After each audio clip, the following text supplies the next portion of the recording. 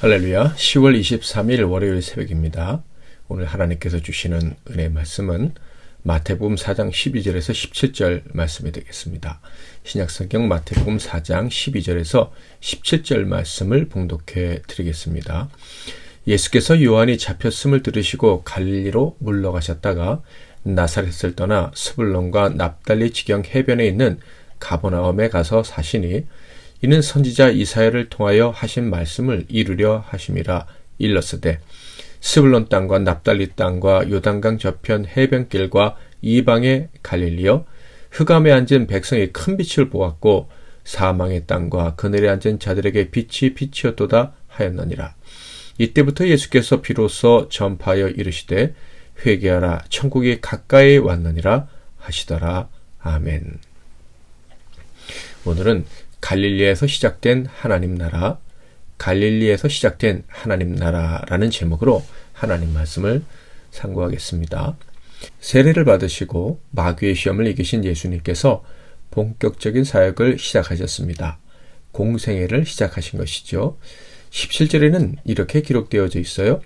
이때부터 예수께서 비로소 전파하여 이르시되 회개하라, 천국이 가까이 왔느니라 하시더라. 비로소 회개하라, 천국이 가까이 왔느니라 외치시면서 복음 사역을 시작하셨다라는 것을 알 수가 있는데요. 자, 그런데 이때부터라고 할 때 이때가 언제입니까?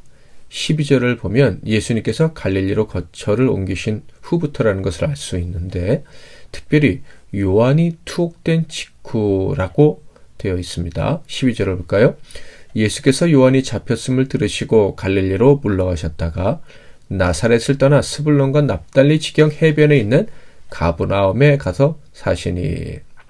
이는 마가나 누가복음도 동일하게 기록되어져 있어요. 마가복음 1장 13절부터 15절을 보면 광야에서 40일을 계시면서 사탄에게 시험을 받으시며 들짐승과 함께 계시니 천사들이 수종 들더라. 요한이 잡힌 후 예수께서 갈릴리에 오셔서 하나님의 복음을 전파하여 이르시되 때가 찼고 하나님의 나라가 가까이 왔으니 회개하고 복음을 믿으라 하시더라. 자, 그런데 요한이 헤롯에게 잡힌 때가 언제였을까요? 헤롯에게 잡혀서 감옥에 갇히게 된 때, 그때가 예수님께 세례를 베푼 직후였을까요? 그리고 나서 곧 순교하게 되었을까요? 그렇지 않습니다. 그는 예수님께 세례를 베푼 후 약 1년 후에 투옥이 되었고 순교하게 됩니다. 자, 그러므로 오늘 본문 말씀에서 우리는 의아한 점을 발견하게 되죠.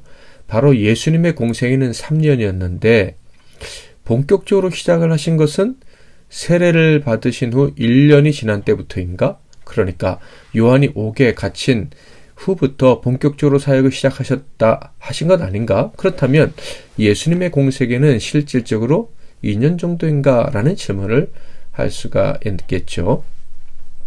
이 질문에 대한 답은 요한복음에서 찾을 수 있는데, 요한복음에는 예수님의 공생의 첫 번째 해의 행적을 알려줍니다. 북쪽 갈릴리 지방이 아닌 예루살렘을 중심으로, 즉 유대 지역을 중심으로 사역하셨던 일들을 기록해 놓았습니다. 예를 들어 성전 청결 사건이라든지 니고데모를 부르신 사건이라든지 수가성의 여인과 대화, 그러니까 예루살렘에서 갈릴리 지방으로 가는 그 노중에 사마리아 땅에서 수가성의 여인과 대화하신 이야기, 그것들을 기록해 놓고 있죠. 자, 그러니까 예수님은 갈릴리 지방으로 가시기 전에 유대 지역을 중심으로 1년 정도 사역을 하신 거예요. 그리고 나서 1년 정도 되었을 때 요한이 옥에 갇히고, 요한이 옥에 갇히면서 유대 땅에 예수님에 대한 적개심이 커지자 예수님이 갈릴리로 이사를 가신 것이죠. 공관복음 마태, 마가, 누가는 예수님의 2년째 사역부터 성경을 기록했다라는 거예요. 오직 요한복음만 첫 해의 사역까지 자세히 기록했다는 것을 알 수가 있어요. 그러면 마태, 마가, 누가, 공관복음에서는 왜 예수님의 2년째 사역부터 기록하기 시작을 했을까요? 그것은 예수님과 세례 요한을 연결하기 위함인데요. 특히 세례 요한의 선포와 예수님의 선포, 즉 두 분이 외치신 메시지, 말씀의 공통점을 강조하기 위함이었습니다. 그 공통점이 무엇입니까? 바로 하나님 나라죠. 세례 요한 그리고 예수님 모두 이렇게 외치셨어요. 회개하라 천국이 가까이 왔느니라. 자, 바로 여기서 우리가 깨달아야 될 중요한 것이 있습니다. 그것은 성경의 가르침, 특히 예수님의 가르침의 핵심은 바로 하나님 나라 천국이라는 것이죠. 하나님이 통치하시는 나라입니다. 주님이 왕이 되어 다스리시는 나라, 이것이 중요한 것이다 라는 거예요. 그러니까 사람들이 자기 주장대로 다스리는 나라가 이제 끝나야 된다는 것입니다. 마귀에게 속은 자들은 자신이 주인이라고 생각하고 자신의 방법, 즉 인간적인 방법, 자신이 생각하는 정의, 세상적인 정의로 세상을 다스리려 합니다. 권세자들뿐만 아니라 일반적인 개인들도 마찬가지예요. 자기가 삶에서 주도권을 가지고 살아가려고 하죠. 가정에서도 친구 관계에서도 어디서나 자기가 주도권을 가지고 행사하려고 하고 심지어 주님의 교회에서도 자신의 주도권을 가지고 일을 하려고 합니다. 바로 이런 나라를 끝내시고 하나님이 통치하시는 나라를 만드시고자 예수님이 오셨다. 이것이 예수님의 사역의 시작을 통해서 깨달아야만 하는 진리인 거예요. 마태복음은 보통 전체적인 주제를 유대인의 왕으로 오신 예수님 이렇게 부르기도 하는데, 그럼에도 불구하고 그 왕이 유대 땅이 아닌 유대인들이 인정하지 않고 선한 것이 나올 수 없다는 땅 나사렛을 품고 있는 갈릴리 지방에서부터 통치를 시작하셨다는 것, 그의 나라, 그의 공생애를 시작하셨다는 것을 강조하고 있는 것입니다. 그러니까 우리에게 지금 이 마태복음의 말씀을 통해서 물어보시는 거예요. 너의 주인은 누구냐? 너의 삶은 누가 다스리느냐? 나는 하나님의 나라를 위해서 왔는데 나를 믿는다고 하는 너희는 어느 나라에 살고 있느냐? 누가 통치하는 나라에 살고 있느냐? 질문을 하시는 것이죠. 우리는 여기에 대답을 해야 할 것입니다. 당시 갈릴리 지방은 유대인들에게는 이방 나라와 다를 바가 없었습니다. 즉 유대인들에게는 이 갈릴리의 예수는 다른 나라 사람처럼 여겨졌을 것이다 라는 거예요. 왕으로 오신 예수님이 무식하고 불경건한 이방인의 나라에서 오신 분으로 취급을 받았다라는 것이죠. 자, 그렇다면 왜 이런 대우를 받으실 줄 아시면서도 예수님은 갈릴리에서부터 하나님 나라를 외치기를 시작하셨을까요? 먼저 그것은 구약 성경에 예언되어 있었기 때문입니다. 14절부터 16절 읽어보겠습니다. 이는 선지자 이사야를 통하여 하신 말씀을 이루려 하심이라. 일렀을 스불론 땅과 납달리 땅과 요단강 저편 해변길과 이방의 갈릴리여, 흑암에 앉은 백성이 큰 빛을 보았고 사망의 땅과 그늘에 앉은 자들에게 빛이 비치었도다 하였느니라. 자, 그렇다면 하나님께서는 왜 이 예언의 말씀을 이사야를 통해서 우리에게 들려주셨습니까? 그것은 왕이신 예수가 세울 하나님의 나라는 편협한 유대인들만을 위한 나라가 아니라 온 인류에게 열린 모두에게 기회가 있는 나라라는 것을 알려주시기 위함이었습니다. 인간적인 정의에 의해 세워지는 나라가 아니죠.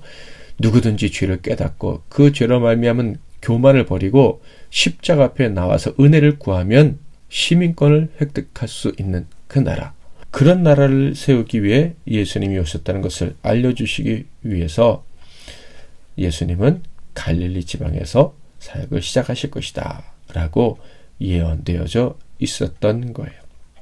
그러니까 유대인의 왕으로 불려지는 그분은 실제로는 온 인류의 왕이시다 라는 것을 알리기 위해서 예수님이 갈릴리에서부터 공생애를 시작하신 것으로 묘사하고 있는 것입니다.